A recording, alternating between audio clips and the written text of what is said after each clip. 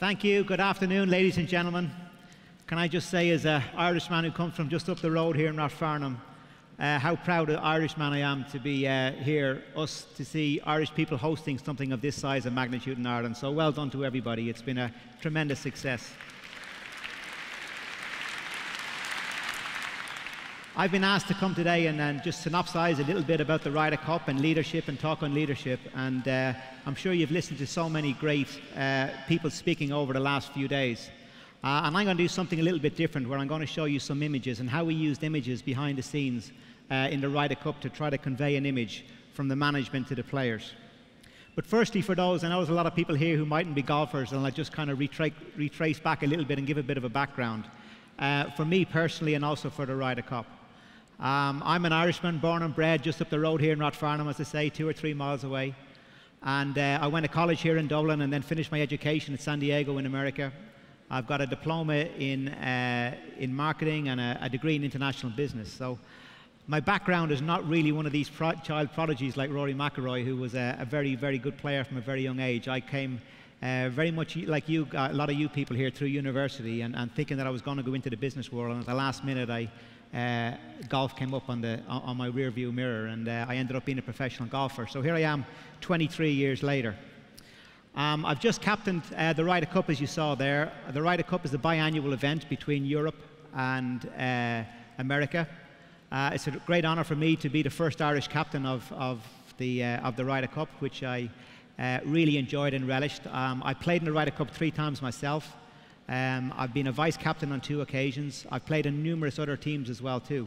I think I played in 14 team events and we've won 13 out of the 14, so it's a pretty good record.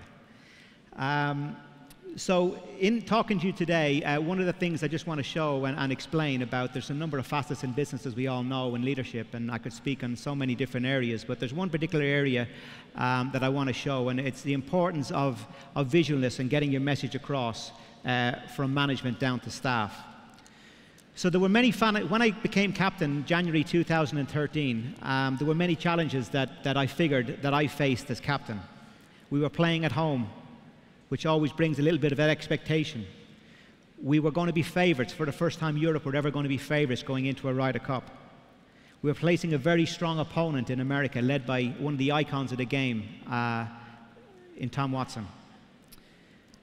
I've been involved as a vice captain at 2 previous Ryder Cups, and in my view, we needed a little bit of an evolution in our mindset and an evolution of how we approach the Ryder Cups. But most of all, I wanted the team to have a certain personality.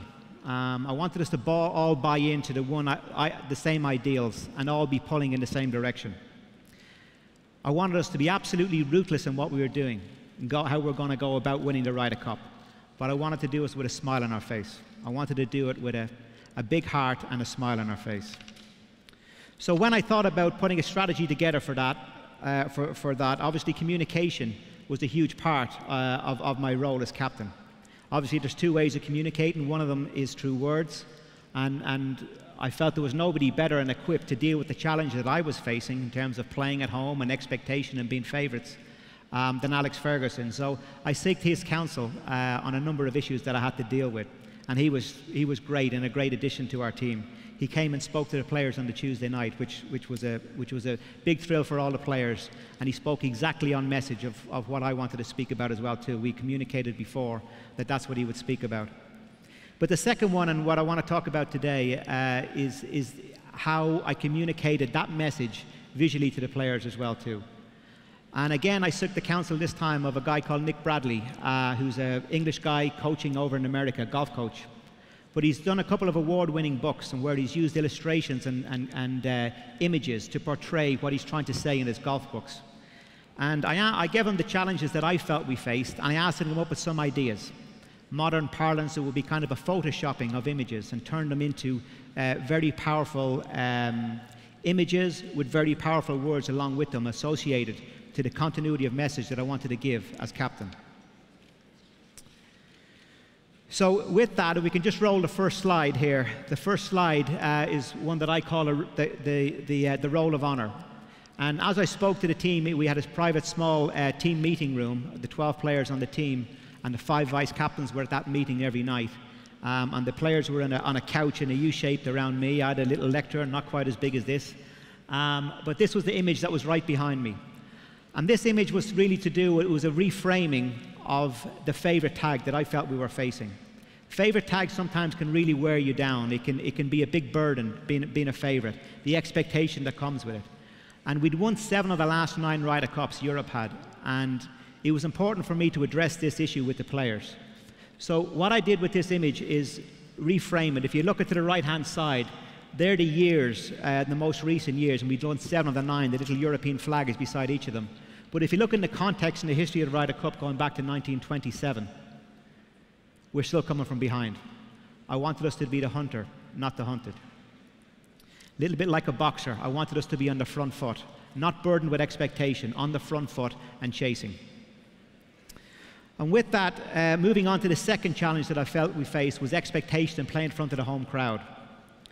And the second image has to do with my own experience when I played in the 3 Ryder Cups that I played in. I felt very empowered, particularly when I came at home, that I felt I had 15 to 20,000 people around the green who were ready to shout and scream and roar if I would hold a putt or I would hit a shot into that green. When I was hitting a shot into a green, it was surrounded with maybe 10 or 15,000 people, and I knew if I could land the ball close to the pin, they were going to go absolutely mad.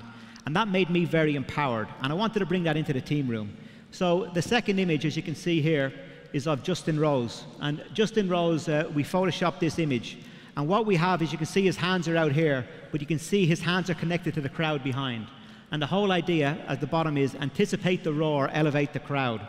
In other words, you're just standing over a putt from 10 feet. It's incredibly empowering to feel that if I can hold this putt, I've got 20,000 people who are going to scream their lungs out if I can manage to do that.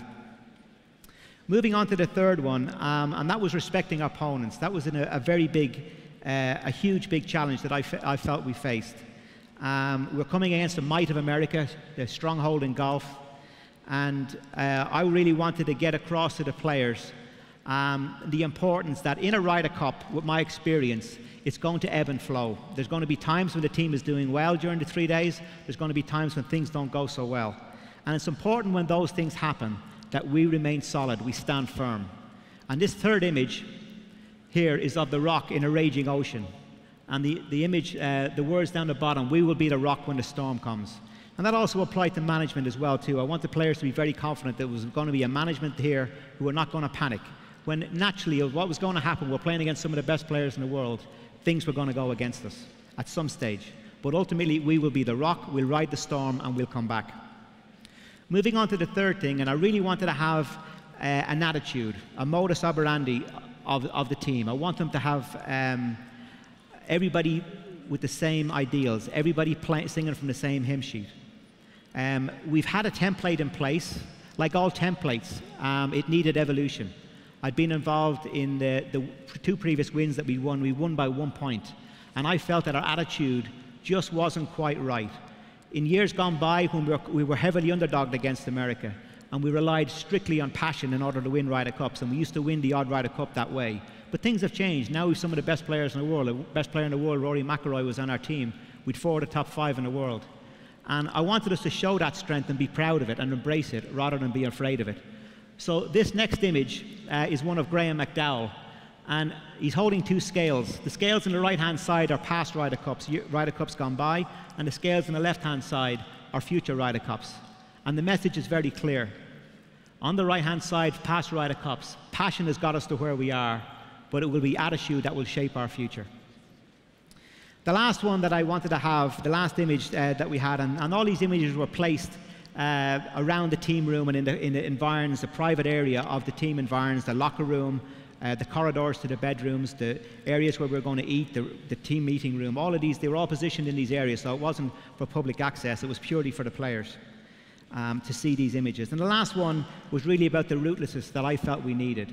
It came from a quote that I read once on Seve Ballesteros.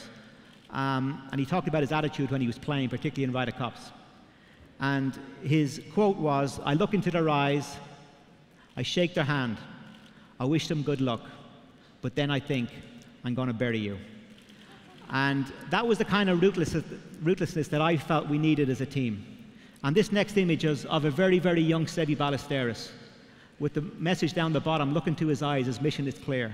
You can see that rootlessness in him. But at the same time, as well as having that rootlessness, I wanted us to do it with a smile on our face. I want us to enjoy the challenge of what was ahead of us. So in conclusion, these images were ways that I tackled the challenges that I felt we faced as a team. And there were numerous challenges. They all seemed to work and the players seemed to like them. And it was a continuity of message. As well as my words at the team meetings and the words of Alex Ferguson who spoke, these images tied in exactly. So we were all coming from the same place. We were all talking on the same ideals and along the same lines. Just in summary then, going through all the images, the roll of honor on the top left-hand corner there, that was to do with the favorite tag.